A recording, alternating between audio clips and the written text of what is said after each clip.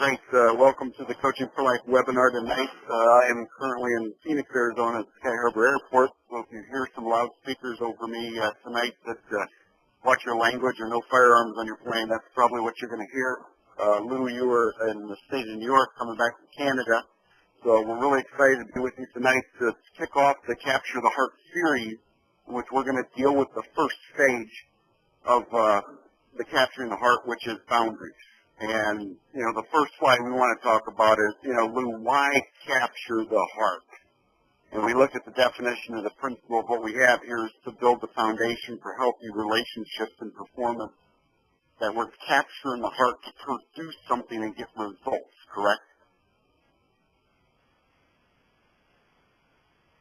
Lou, you there? Yeah, I lost you there for a second. Yes, I am. Looking forward to it. We tease a lot about this. You can get a lot of response, even a good representation, but unless you get the heart, you're headed for trouble. Yeah. And it's really key that as we're coaching, as we're leading, as I'm teaching, am I just after behavior modification? Am I just after maybe a good attitude?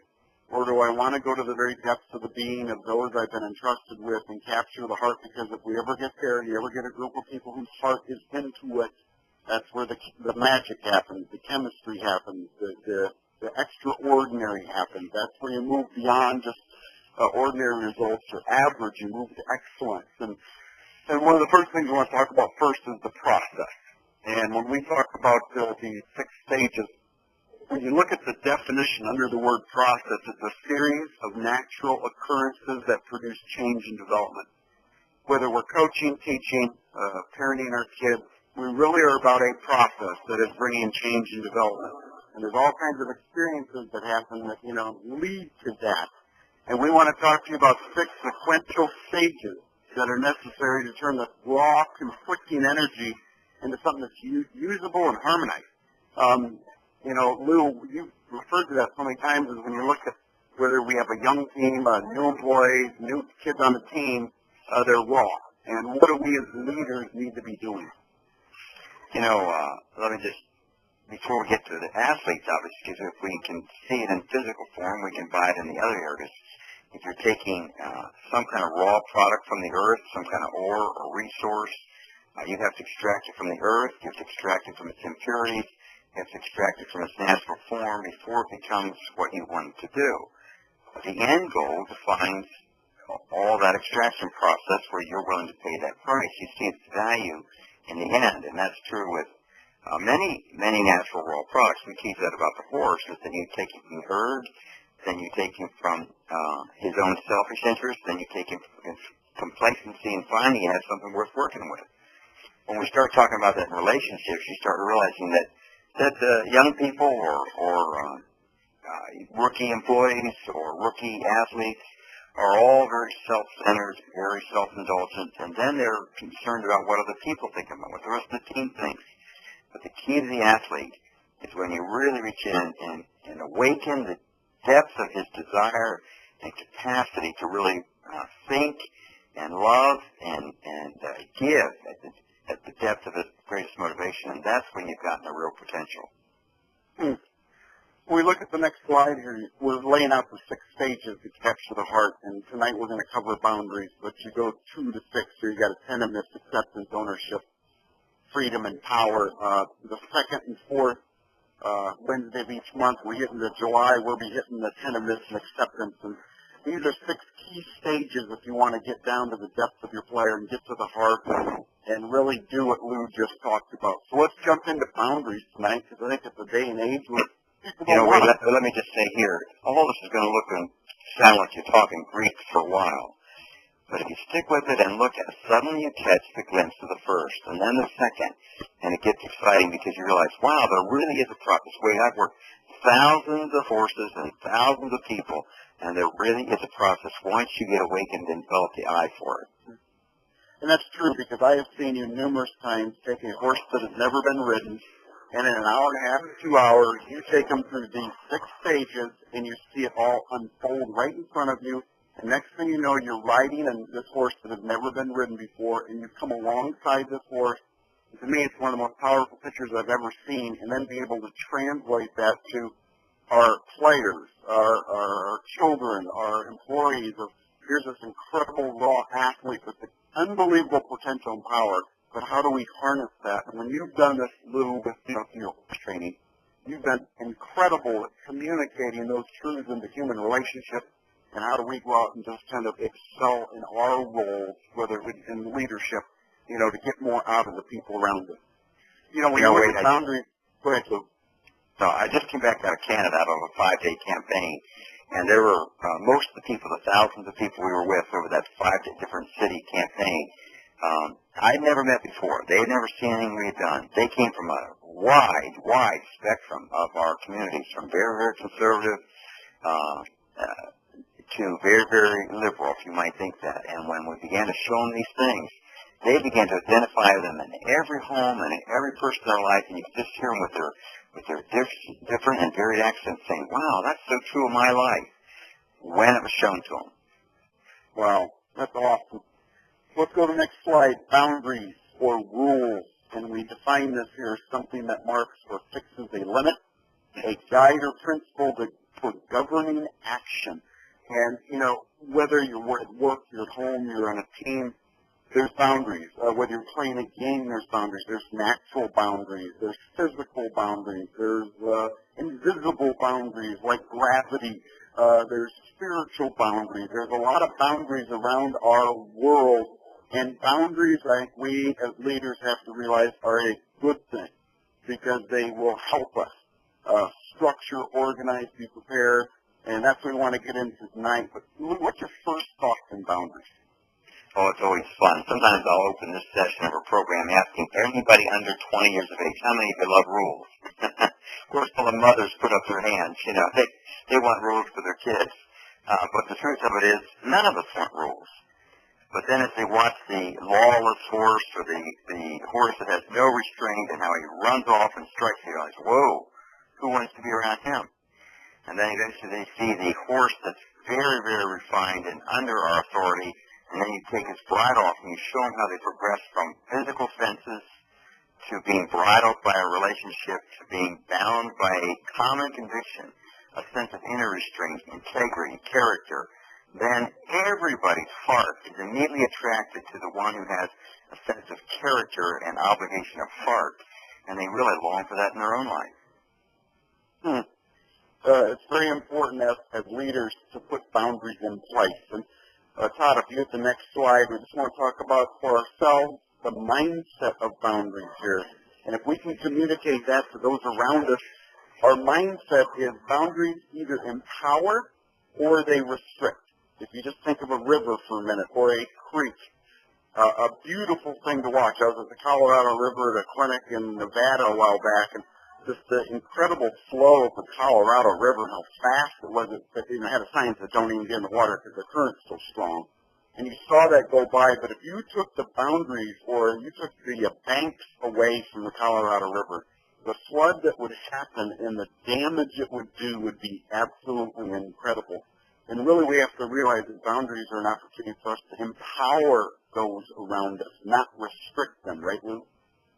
Well, I can use the same illustration. What's the difference between a swamp and a life-giving stream? Well, boundaries and a higher source that we receive from and a lower source we give to. And when a swamp is mediocre and it's pulled and swayed by every distraction but goes nowhere and produces no satisfying, tasteful results. And I think we have to realize that we have these boundaries there to empower our players to perform at higher levels, to become part of a team, to give of themselves and not be selfish. And rules or boundaries are good things. They're not to restrict us. But too many times we think they are. Well, let's just take anger for a change. We say, well, we don't have any. Well, then that's just unharnessed energy. But then when we misuse our anger, then it's undirected energy. But if we can capture that passion and direct it towards something constructive, now we've done what the Niagara Falls people do with their electric power. So if you look at the next slide, I put an example here, and you have this slide with a picture of a basketball court, and you got the 5 X's for the green team and the 5s for the purple. And I think when we look at the boundaries in the game, the tangibles, we don't have problems with that because it keeps things in place. But Todd, if you could hit the button, you see the X guy up at the top, the purple guy start to move around the slide. And if you imagine a kid who doesn't honor the boundaries of the out-of-bounds lines and just goes wherever he wants and can dribble out of bounds, come back in, come out, and go around people, what would that make the game like? And I think a lot of times we will take the physical, tangible parts of the games and we honor them, but when it comes to the intangible, which are the harder ones, I think, for us to kind of put a boundary around, attitude, mindset, poise, relationships, those we kind of let go. But when we look at the game, and this is a great example because if we don't have boundaries, it's a free-for-all. You can look at a home, you can look at a business with no boundaries or no laws or no rules, or a team where kids are showing up on time, not on time, and they just get average effort, good effort, lousy effort, and there is no boundaries. I mean, Lou, without that, what would it be like? Well, I think one of the deceptions is that one day we'll get to a place where we have no boundaries, then we've achieved success. But the truth of it is the more we grow, the more boundaries we have. Well, what do you mean? Well, first of all, it's just the player learning to play within the outer court. Then he's got the boundaries of the other team, and then he's got the boundaries of his coach and to the audience and to school. And as the player becomes a professional player, his whole life is bound by the kind of role model and example and values that he exonerates throughout his life. Let's look at how boundaries help us. And we look at the next slide here. The 3 points will come up here. And boundaries will help us define things, they will help us direct, and they will help us protect. I mean, first off, boundaries give a definition, a demarcation of what is accepted, what is not accepted. And Lou, when there are unspoken expectations and there's no boundaries, it's clearly spelled out, what happens to those who are in the organization? You know, last night I had 2 horses, and I compared them before an audience of a couple thousand people, and I had one horse that was a nice, quiet horse, wait and come in, and then I had my horse, and we just went through a various set of maneuvers. And the other horse wasn't negative. He didn't rear or run off or whatever, different rider on it.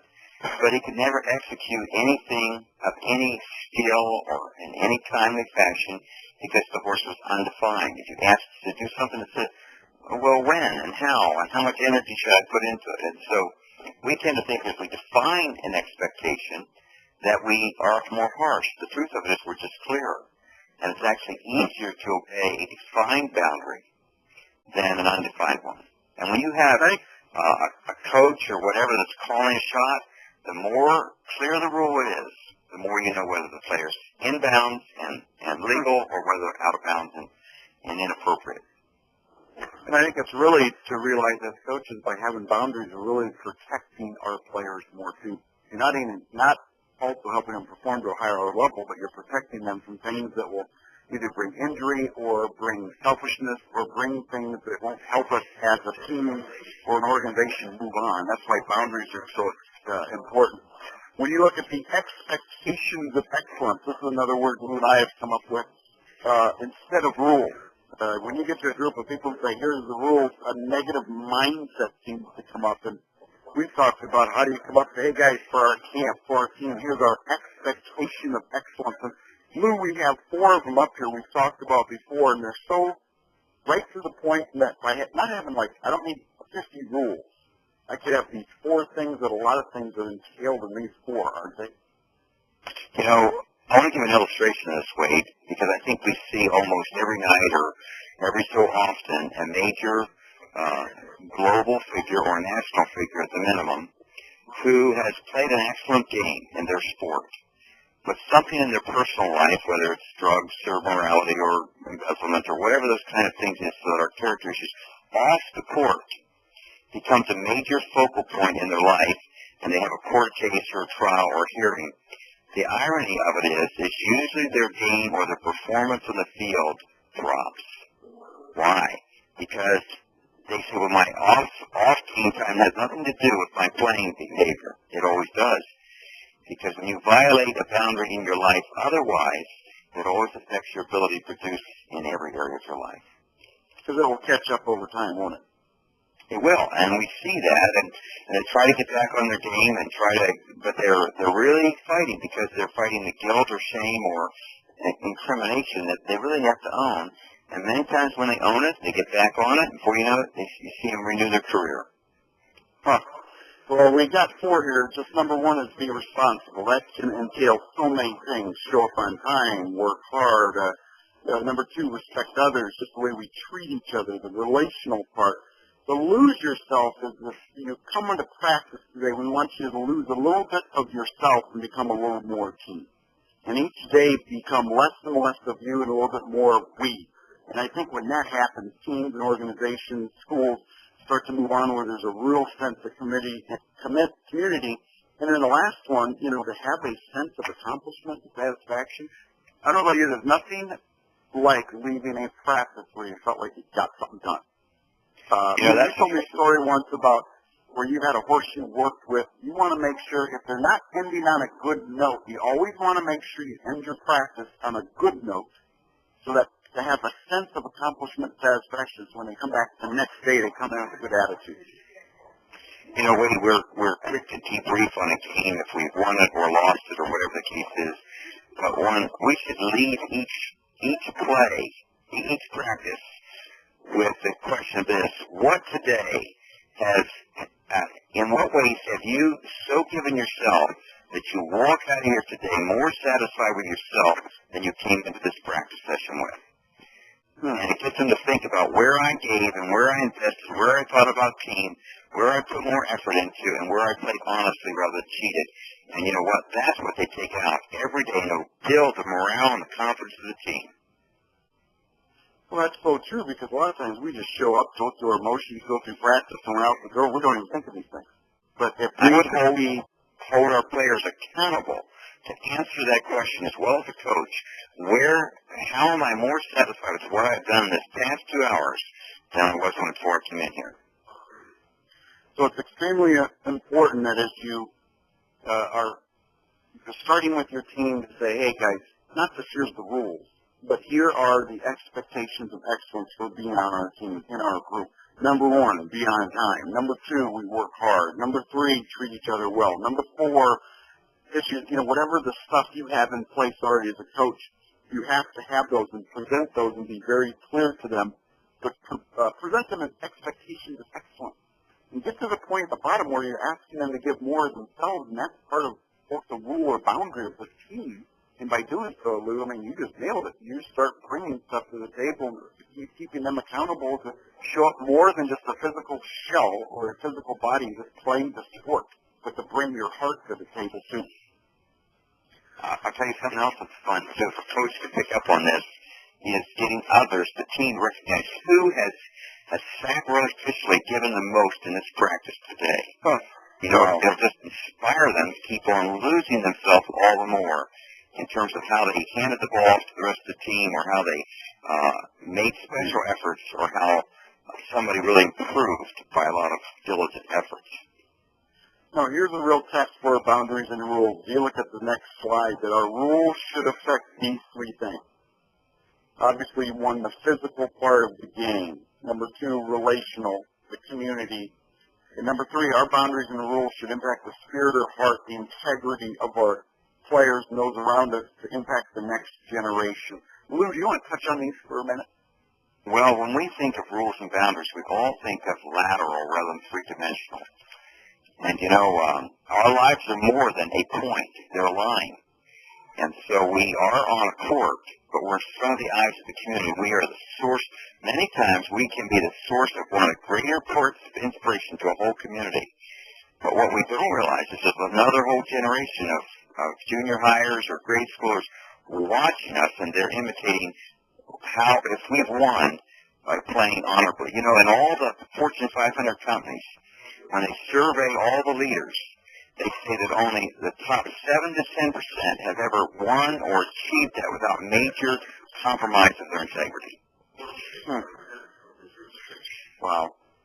And that's so true. As we look at our rules, obviously we have boundaries in the game, the physical part. Relationally, do we have our boundaries set up for how we want to treat each other? so that we are coming together as a team and treating each other well with kindness and with dependability, loyalty, unselfishness, empathy, trust, love.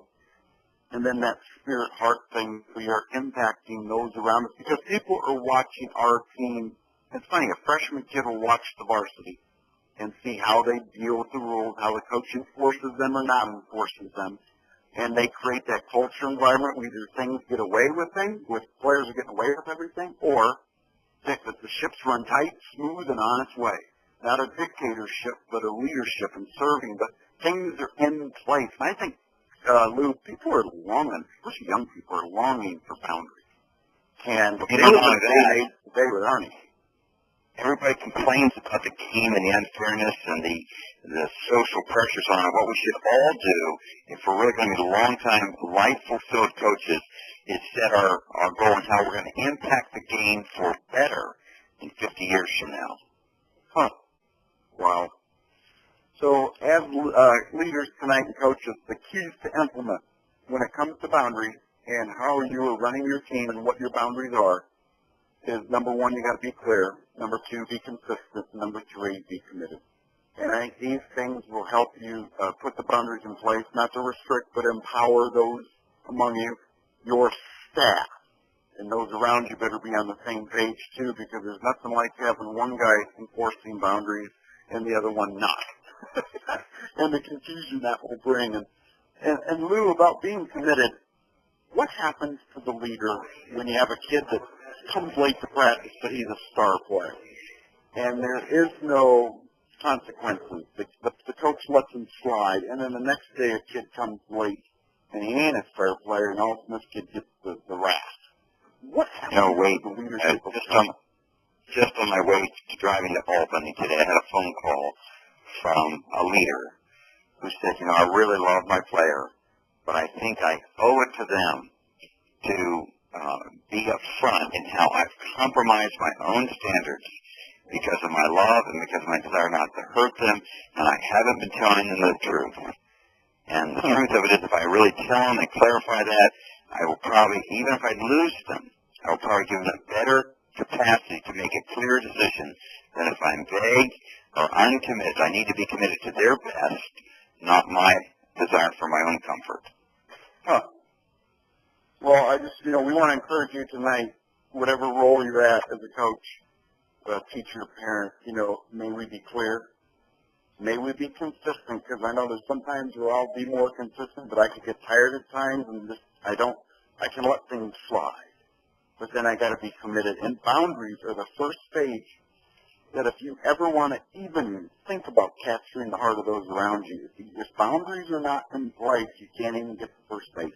I know of teams whose talent and athletic ability are unbelievable, but there are no boundaries. It's a free-throw.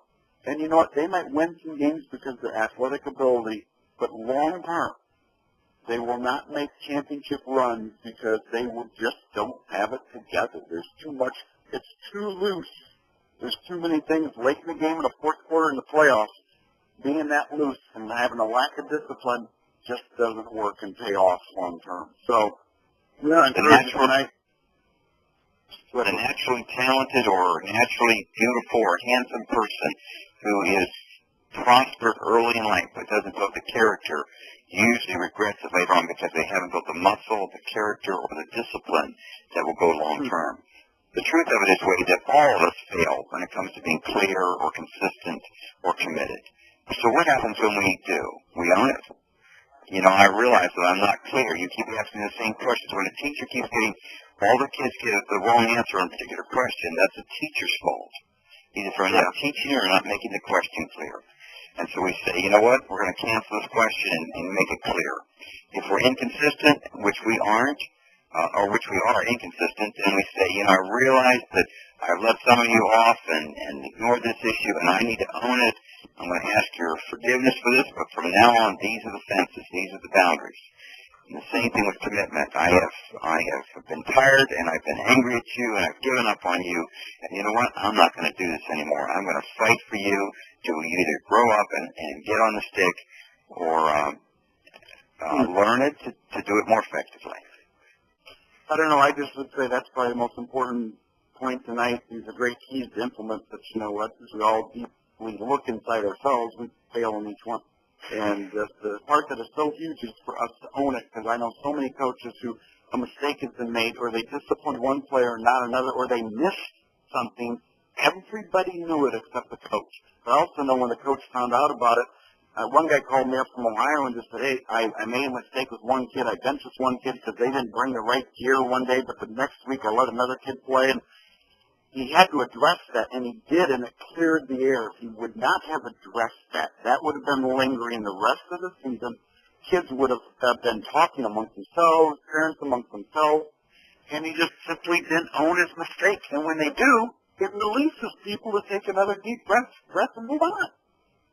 You know, Wade, I've told you, but I'll tell our audience tonight, at a stage in time when my older son was going through a lot of difficulty, and I was trying to be lenient with him and give him more rope, my younger son came to me and he said, Dad, if you keep making excuses for him and keep bending the rules, you're only encouraging me to rebel. Wow. And I thought, boy, am I convicted. Wow. As you look at the last slide here, the true result is as we are coaching and putting boundaries in place to capture the heart of our players, is that there's results on the court and off. And I think they have to translate to beyond the game, that the things we're teaching them. And I think, you know, with the passing away of Coach Wooden from UCLA in June, it has been a wake-up call to coaches all across America, I think, of your impact on the court and off. And, you know, some of our greatest moments in coaching will probably be when we retire. Probably when we're done. Probably when we've learned all our lessons and kids will come back and players, former players, come back and ask us real questions. And here's the opportunity to teach them still. And I can't get over that at the age of over 90, Coach Wooden was still impacting his former players, and even more than that, for generations to come. And I think tonight we need to have a renewed sense of establishing our boundaries so that we can empower those around us and not restrict them. Any final thoughts, Lou? No, it's a fun session. It's just the beginning, because the real key is there's never any real freedom, confidence, and boldness without boundaries. The boundaryless athlete or person is insecure, they're defensive, they're always posturing, they're braggadocious. But a person who really understands that it's fences, rightly used, not oppressive kind of authority, rightly used really empower people to make wiser choices, more effective results. So boundaries really are the key to freedom. It really is, Wayne.